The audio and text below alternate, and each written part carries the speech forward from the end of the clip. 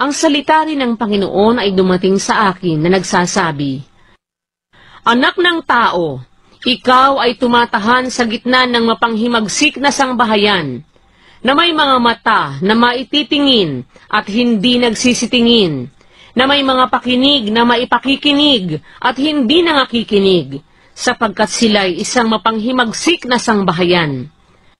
Kaya't ikaw na anak ng tao, maghanda ka ng daladalahan sa paglipat, at ikaw ay lumipat sa araw sa kanilang paningin.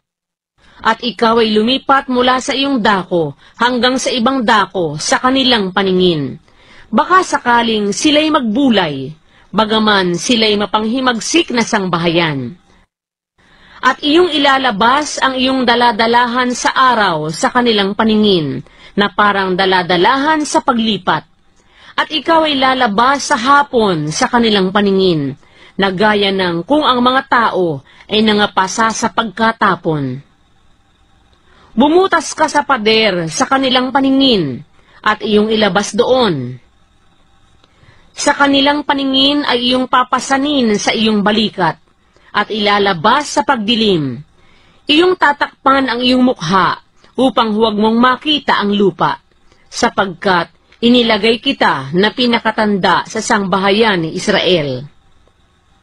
At aking ginawang gayon na gaya ng iniutos sa akin, aking inilabas ang aking daladalahan sa araw, na gaya ng daladalahan sa paglipat, at sa hapon ay bumutas ako ng aking kamay sa pader. Aking inilabas sa dilim, at pinasan ko sa aking balikat sa kanilang paningin. At nang kinaumagahan, ay dumating ang salita ng Panginoon sa akin na nagsasabi, Anak ng tao, hindi baga ang sangbahayan ni Israel na mapanghimagsik na sangbahayan ay nagsabi sa iyo, Anong ginagawa mo? Sabihin mo sa kanila, ganito ang sabi ng Panginoong Diyos, ang hulang ito ay tungkol sa prinsipe sa Jerusalem at sa buong sangbahayan ni Israel na kinalalaki pa nila. Sabihin mo, ako'y inyong tanda, kung ano ang aking ginawa, gayon ang gagawin sa kanila. Sila'y mapapasa pagkatapon, sa pagkabihag, at ang prinsipe na nasa gitna nila ay magpapasan sa kaniyang balikat sa pagdilim, at lalabas, sila'y magsisibuta sa pader upang ilabas doon. Siya'y magtatakip ng kaniyang mukha, sapagkat hindi niya makikita ang lupa ng kaniyang mga mata.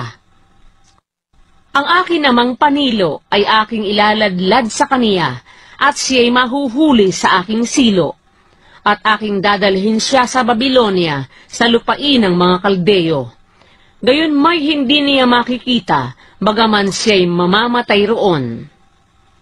At aking pangangalatin sa bawat dako, ang lahat na nangasa palibot niya, na nagsisitulong sa kanya, at ang lahat niyang mga pulutong, at aking huhugutin ang tabak sa likuran nila. At kanilang malalaman na ako ang Panginoon, pagka sila'y aking pinanabog sa gitna ng mga bansa, at aking pinangalat sa mga lupain. Ngunit mag-iiwan ako ng kaunting lalaki sa kanila, na maiiwan ng tabak, ng kagutom at ng salot, upang kanilang maipahayag ang lahat na kanilang kasuklam-suklam sa gitna ng mga bansa na kanilang pinaroroonan, at kanilang malalaman na ako ang Panginoon.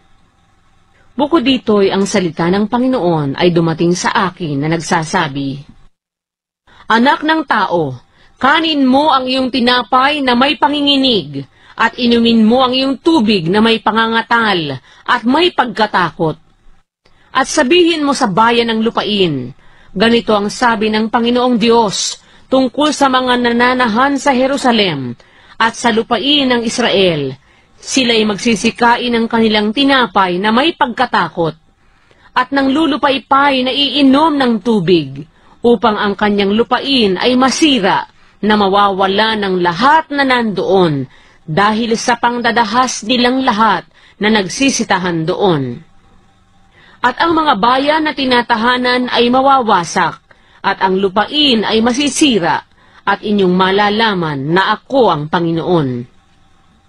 At ang salita ng Panginoon ay dumating sa akin na nagsasabi, Anak ng tao, ano ang kawikaang ito na sinasambit ninyo sa lupain ng Israel na sinasabi, ang mga kaarawan ay tumatagal at ang bawat pangitain ay nabubulaanan.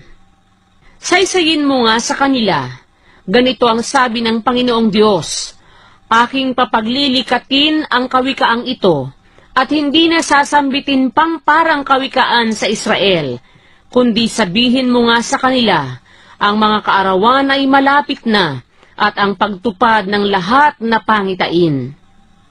Sapagkat hindi na magkakaroon pa ng walang kabuluhang pangitain o ng di tunay na panghuhula sa loob ng sangbahayan ni Israel. Sapagkat ako ang Panginoon, ako'y magsasalita, at ang salita na aking sasalitain ay matutupad. Hindi na magluluwat pa, sapagkat sa iyong mga kaarawan o mapanghimagsik na sangbahayan, aking sasalitain ang salita, at aking tutuparin, sabi ng Panginoong Diyos. Muling ang salita ng Panginoon ay dumating sa akin na nagsasabi, Anak ng tao, narito, silang nasa sangbahayan ni Israel ay nagsasabi, ang pangitain na kanyang nakikita ay sa malaong mga araw na darating, at nanghuhula ng mga panahong malayo. Kaya't sabihin mo sa kanila, ganito ang sabi ng Panginoong Diyos, wala nang magluluwat pa sa aking mga salita, kundi ang salita na aking sasalitain ay matutupad, sabi ng Panginoon.